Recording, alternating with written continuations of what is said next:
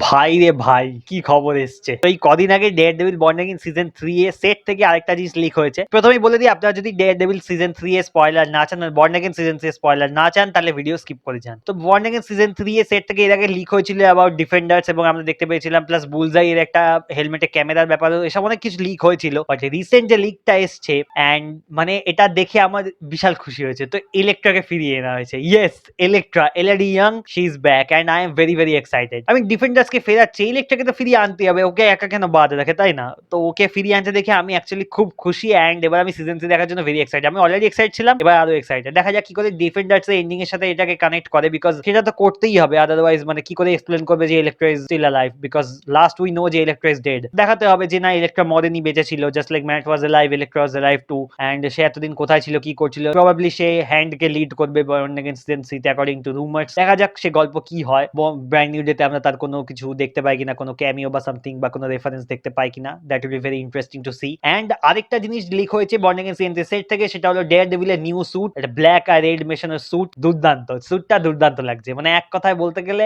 হামকো মজা আয়া। স্যুটটা দেখতে হেভি ব্যাডাস লাগছে, এন্ড আমি হেভি এক্সাইটেড। আপনারা এক্সাইটেড কিনা ডেফিনেটলি কমেন্ট করে জানান।